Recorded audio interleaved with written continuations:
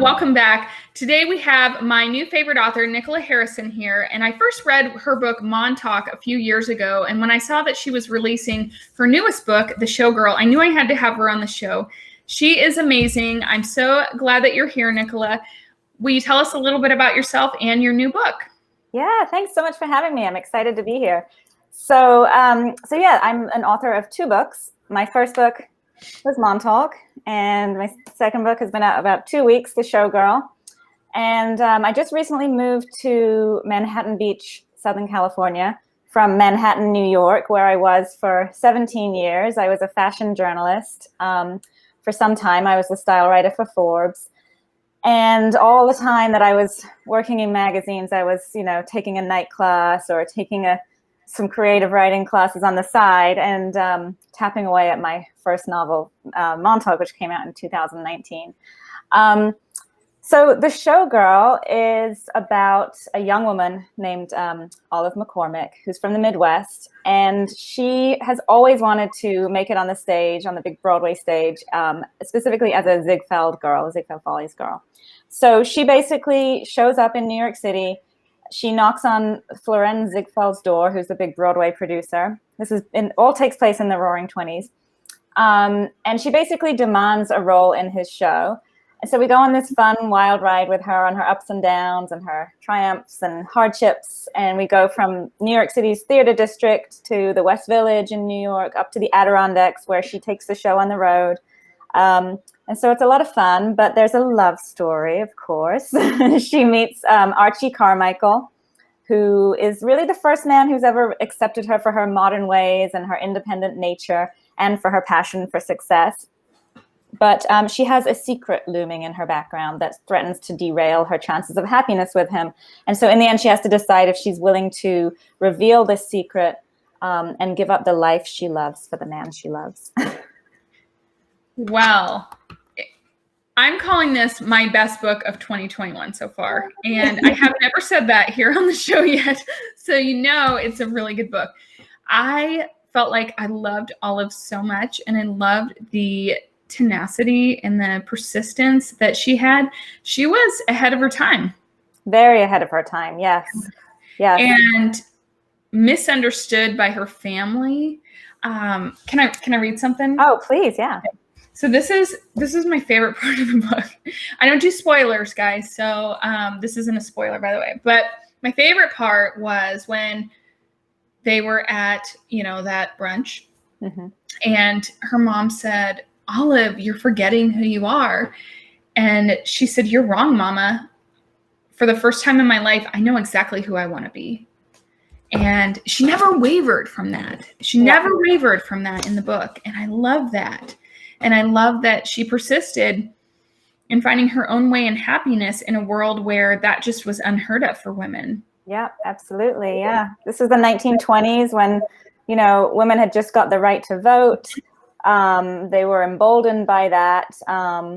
And they were wanting to express their opinions. They were wanting to live the lives they wanted to live and dress the way they wanted to dress and dance the way they wanted to dance. And so she really, they were the flappers who were these independent women who were very emblematic of the time. And she was definitely one of them. And she was,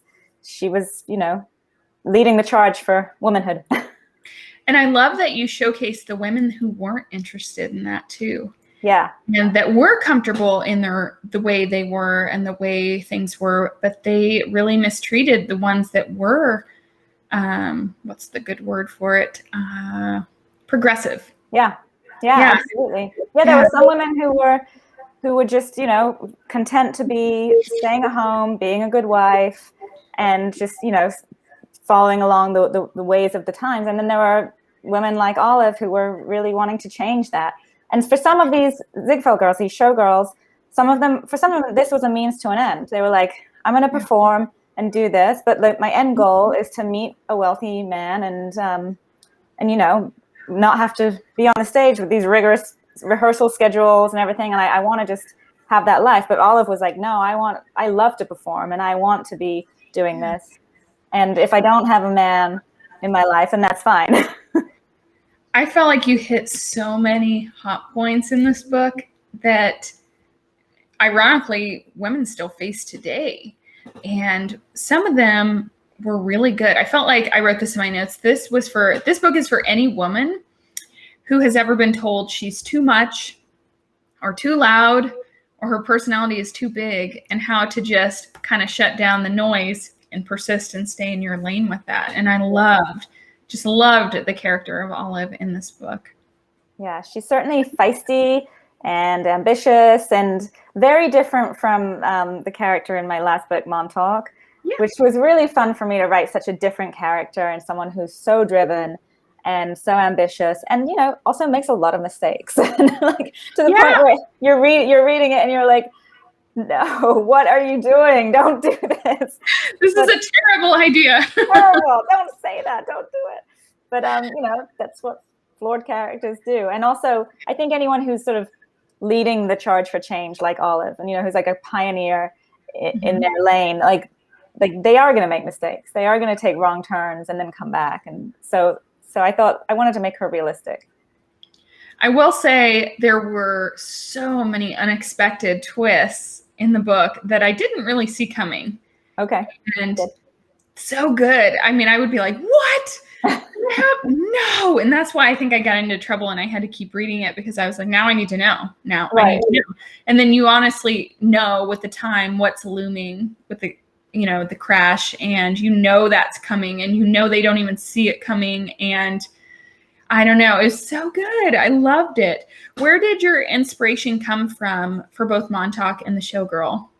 Yeah, so for the Showgirl, I actually had no idea when I started writing this book that I was going to be writing about a showgirl or about the Ziegfeld Follies. I had actually gone up to, no, sorry, hadn't gone yet. I had written an article in a travel magazine about this place in the Adirondacks, which is in upstate New York.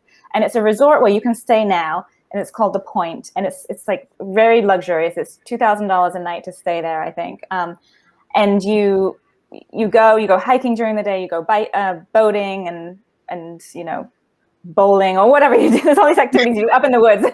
And then at night they have these cocktail parties where you dress up in cocktail attire and the men have to dress up in tuxedos. And what I realized when I was researching it was that it was originally built for William Avery Rockefeller II, and it was his family compound. And then I learned that there were these other places like this up there. They're all called the Great Camps. And they were all built by wealthy industrialists at the turn of the century for their family, like vacation retreats. And they would go there during the summers. And I thought, this is a cool place to set a novel. You know, it's like this extreme luxury against the rustic background of the woods and the mountains. And I thought, oh, I'm gonna set a novel up there. But I'd never been, and I'd never even heard of these places. Never been to the Adirondacks, and I'd never been to one of these great camps. So I went and stayed at one, a more modest one, not the $2,000 a night, but writers don't make that much money. And it was called White Pines Camp.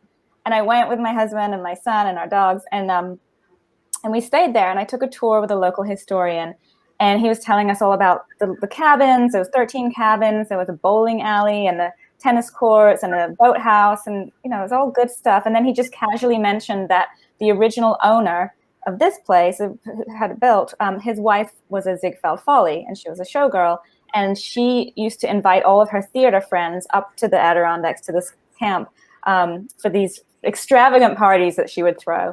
And she apparently was a real party girl and always insisted that everyone needed to have a drink in their hand, no matter where they were. They shouldn't have to walk more than 500 feet without a drink in their hand, she said. So she set up bar carts along the hiking trails with bartenders. And I thought, she sounds like a riot. Like she sounds like a good character. So that's where it all started. It went off in a totally different direction, and I started researching all about the Ziegfeld Follies, and that's where it went. Well, the detail of their costumes and everything really was just so fun to read, and you really brought that to life. I mean, I could picture it. It was really great descriptions, and then I screamed when I realized you had a playlist on Spotify.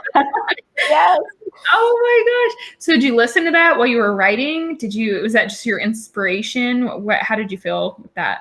Yeah, I would put songs together as I was writing, because sometimes you just like want to get in the mood. You know, sometimes I just drop my kids off at school or something, and it's like, you got to get in the zone, you know. So, you got to time travel back. Yes, exactly. So I'd pop in my headphones and listen to some music and get in the zone. So and there are certain songs on that playlist that I really imagine in specific scenes.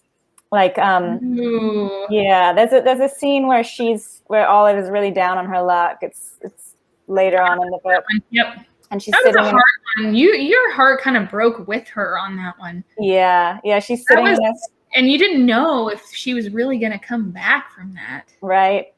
Yep. She's sitting in a club, in like a speakeasy club, and she's singing a song, and I had a specific song in mind as I was writing that. So yeah. That is okay. Which one was that? It was I gotta know. Bessie Smith. Nobody knows you when you're down and out. But Leslie Odom Jr., who was in Hamilton, he did a version of it, a more modernized version of it, and it's so good. That's what I would listen to when I was thinking of that. Awesome. Both of them, the original and the new one, are on the playlist. So one thing I did notice researching this book was that we both have something in common, tragically, is that we both lost our brothers in car accidents. Yeah. Oh, wow. I didn't know that. Yeah. I lost my brother 11 months ago. Oh, I'm so sorry. He was hit by a drunk driver on his way to work. And I know you lost your brother too. And you touched on that grief in Montauk. And it was, you know, the irony is I read that before my brother died, and then I reread it last week in preparation and reread the whole book differently. Oh, wow. Walking through that. So if you guys have not read Montauk, I'll pull it up in the carousel. It's really great. It's actually on sale right now. It's 41% off. Really a great read. I loved Montauk for various reasons. It's not all about grief though, but just it's about love, and well, I guess it is really about grief, but the story is really beautiful and connecting and moving. And I just had to say that. I'm so sorry for your loss, because I'm sorry for yours. A tragic, you know, losing a sibling like that is just gut-wrenching and horrific. And so I guess my question for you is, does it get easier? Does time make it? I think time feels like it makes it a little smaller, but it's still pretty big. Yeah. I mean, for me, I was 18 and he was 22. So I think I felt that I needed to write about it. I really needed to, it helped me process it. And previous to writing Montauk, I had actually written a memoir that really was just basically for myself. It was about me and my brother and like our life up until that point. It really was just something I needed to write for myself. But then when I started writing Montauk, which takes place in 1938, in Montauk's a little fishing village out in Long Island, the character Beatrice is going through a difficult marriage, and she's out in Montauk for the summer, and she's sort of hanging out with her husband wants her to hang out with these high society wives and get in with them while the husbands go back and forth to the city during the week. And she ends up getting involved with the locals instead of really getting involved with these high society women like you'd like her to. And so it was interesting when I was writing it, I had no intentions of including the fact that she suffers a loss like I did. And then as I was writing it, it just sort of, it came in, and it felt like necessary for me to incorporate it into this book. And it was pretty therapeutic for me to do it as well. Yeah. I heard that on a podcast and I was like, oh, and he was so young. He had his whole life ahead of him. Yeah. And you know what? He's got to be so proud of you. Oh, so down. So. One thing I made a note of is how much shame you address indirectly in the show Girl. Is generational shame here. You know, sometimes people don't understand, you know, how that is carried on, and how, I can't say too much, but without giving a spoiler away, but how that unfolded with Olive, and how much their families, you know, really didn't have her back and didn't support her and have her best interest. And so that was just, I think a lot of people, families are messy. Yeah. And life is messy. And you really address that and give it a place of its own for people to, not be so alone with, maybe if their life is messy. And so I love that part. There's a point in the book where she is talking to her mom, and her dad's very traditional, the way he kind of wants things the way things are. And the mom, you're sort of like, at the beginning, you're like, is she going to side with her? Or is she going to side with the dad? And you're not quite sure. But there's one point where Olive says to the mom, like, you took me to all these dancing and singing lessons. Like, you encouraged this as I was growing up. And the mom says, yeah, as a hobby. We thought you were just going to have a hobby, something for you to talk about when you're, out meeting people. We didn't expect you to make anything of this, try to turn this into something. And it's like, So yeah, I mean, there's this generational thing. It's also, of course, the 20s, this was this huge decade of change. They're going from this sort of Victorian era, and the World War I was right behind them. The flu epidemic of 1918 was behind them, just barely, and they were finally, the young people were finally like breaking away. They wanted to like celebrate and get out, and like there was like this real celebratory feeling of that decade, and also just this feeling of change. They wanted to break away from the way that their parents had been, these Victorian standards and everything, and but they were drastic changes. And so you can imagine in some ways the parents and the older generation being like, what are you doing? Like, one minute you're wearing these structured dresses, thick wool fabrics with corsets, like right down to your ankle. And the next minute it's like corsets are out the window. The dresses are up to their knees. They're not just showing their ankles, they're showing like their whole legs and everything. And they're cutting their hair short. And it was, you think about the changes in fashion. I'm just talking about fashion. There's all kinds of changes going on, but think about the changes that we see now. It's like, oh, we're going from a mid-rise jean to a high-rise jean. We're talking like an inch difference, but that was like such a massive change of styles that you can kind of see that the older generation would be like shocked. But it was, also sort of devastating to see how, for Olive, she wasn't supported in these changes. I thought it was really interesting that people also don't understand until they lose something big themselves, how much their world is rocked, and then they can have empathy for others too. It's almost like the losing a sibling club that you never want to join, by the way. Yeah.